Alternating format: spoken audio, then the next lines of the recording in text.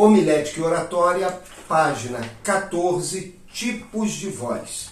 Nós vamos começar agora na nossa matéria de homilética a estudar um pouco dessa questão de tipos de voz, embora estejamos atravessando por essa parte da matéria com um pouquinho de rapidez, num bom andamento.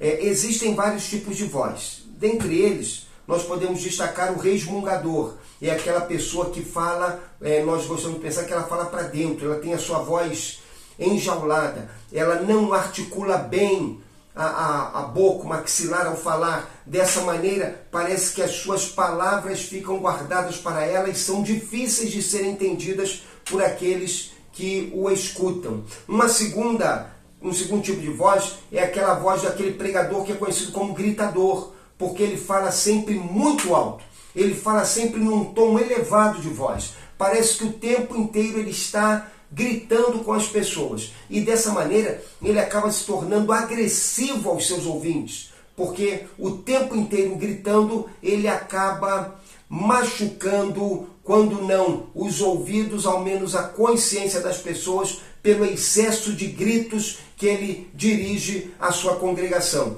O contrário desse pregador é aquele que tem voz monótona. Ele fala sempre no mesmo tom, sempre no mesmo ritmo, sempre no mesmo andamento. Dessa maneira, ele faz com que as pessoas, embora compreendam bem o que ele está falando, as pessoas tendem a dormir, a se desligar, porque essa monotonia, esse falar sempre no mesmo tom, na mesma intensidade, acaba levando as pessoas à sonolência, fazendo-as se desligarem um pouco da mensagem. Lembre que toda monotonia é ruim na pregação. Também acontece isso com a voz, quando você usa de um mesmo tom para falar às pessoas. Existe aquele que tem a voz cantarolada. É aquela pessoa que quando fala, ele dá um andamento à sua fala de tal maneira que ela sai como se ele estivesse cantando algum tipo de música.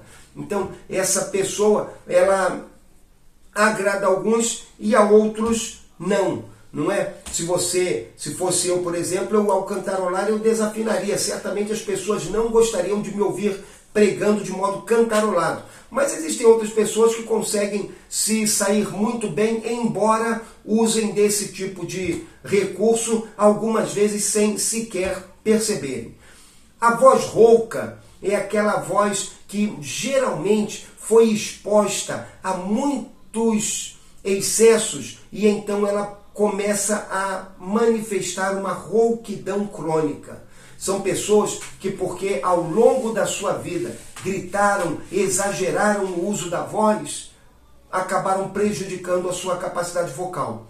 Dessa maneira, eles até começam a pregar algumas vezes com uma voz limpa, mas logo a rouquidão se manifesta. Por quê? Porque o exagero começa a cobrar o seu preço. Eles agrediram as suas cordas vocais ao longo dos anos e agora estão com essa voz rouca, onde falta, como fala aqui a nossa apostila, sonoridade e harmonia. A voz fanhosa é aquela voz da pessoa que nós dizemos que fala pelo nariz. Algumas vezes isso consegue ser tratado, ser cuidado e a pessoa vence essa barreira. Outras vezes ela não consegue superar isso. Então há de se ter um cuidado muito grande na fala para que esse tipo de voz não venha a prejudicar a comunicação da nossa mensagem. Mas sempre que possível, o pregador que tem esse tipo de voz deve buscar um tratamento para isso, recursos para isso, para que ele possa aprimorar a sua voz e para que possa dessa maneira entregar melhor o recado do Evangelho. Existe aquele que tem a voz pigarrenta, é aquela pessoa que o tempo todo ao pregar, ao falar, está porque parece que ele tem alguma coisa presa na garganta. Algumas vezes isso é fruto do nervosismo. O pregador está nervoso, o pregador está diante de um auditório, isso gera sempre um nervosismo, e aí ele começa a pigarrear. Tá? Outras vezes, isso é fruto de algum tipo de problema que essa pessoa tem, problema orgânico que precisa ser tratado. Tá? Agora, de toda maneira, isso é algo que deve ser evitado. talvez melhor do que ficar pigarreando, seja usar um pouquinho de água para que você possa aliviar essa pressão na garganta sempre que ela se tornar, digamos assim, meio insuportável. E também vigiar para que isso não se torne um tique nervoso e algo que prejudique a comunicação do Evangelho. Existe aquele que tem a voz dupla, que é a pessoa que o tempo inteiro fica alternando entre tons graves e agudos e que não consegue encontrar um equilíbrio na sua pregação, no uso da sua voz. E existe aquele que tem a voz pastosa, é aquele que tem a sua voz arrastada, que fala num nível de voz muito lento e que dessa maneira, como uma pessoa monótona, acaba levando as pessoas a dormirem, porque elas não conseguem acompanhar o ritmo em que ele fala, porque é um ritmo muito lento. Outros têm aquilo que eu gosto de chamar de voz do Hernani Cardoso, lá do hipódromo, aquele homem que era um narrador das corridas do hipódromo e que falava num ritmo muito grande, a velocidade das suas palavras era extensa, as pessoas não conseguiam muitas vezes acompanhá-lo porque não sabiam o que ele estava falando. E algumas vezes nós vemos pregadores assim, que falam num ritmo tão rápido que nós não compreendemos o que eles falam.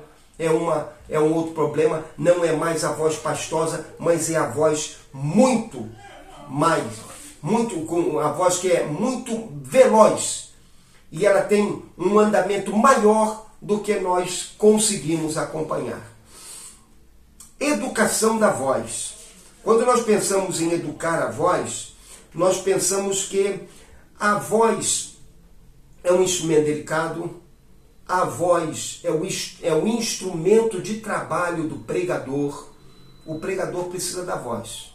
Mesmo com todos os recursos tecnológicos que nós temos hoje, nós continuamos precisando da voz. E é preciso que o pregador eduque a sua voz, que ele conheça a sua voz, para que ele possa fazer bom uso da sua voz quando ele estiver pregando. Aos pregadores, eu recomendo que, se possível, cantem em algum tipo de conjunto coral, porque o canto nos ajuda na educação da voz. Quando você canta em algum tipo de coro, sobretudo se você tiver um bom regente, aquele bom regente vai te ajudar muito, porque ele vai identificar qual é a tua voz, se você é um tenor, se você é um baixo, se você é um barítono, se você é uma senhora que canta no soprano ou no contralto e naqueles tons medianos. Esse regente também vai te ajudar a perceber quais são as alturas confortáveis da sua voz. Então você vai descobrir que existem alturas baixas que a sua voz fica desconfortável, você tem dificuldade de alcançar, e você vai perceber que tem alturas tão altas que você terá de agredir a sua voz para alcançá-las. Assim, quando você canta em algum tipo de coro, de conjunto, você começa a perceber a amplitude da sua voz e você também começa a perceber melhor como você pode usar a sua voz. Então, para a boa educação da voz, visando, como diz aqui a nossa apostila, cultivar o uso correto da voz, evitar o desgaste desnecessário das cordas vocais, é sempre bom você cantar em um desses conjuntos, ainda que seja por algum tempo, para que você possa entender como funciona a sua voz na sua própria individualidade. Também é interessante que você tenha amigos. O melhor deles pode ser a tua esposa ou o teu esposo, que avaliem como você está pregando. Porque algumas vezes nós, por exemplo, somos pregadores gritadores sem que percebamos isso. Mas aí quando nós voltamos para casa, sentamos ao lado da nossa esposa, ela pode, por exemplo, dizer assim: olha, a mensagem foi muito boa, mas você gritou mais do que precisava.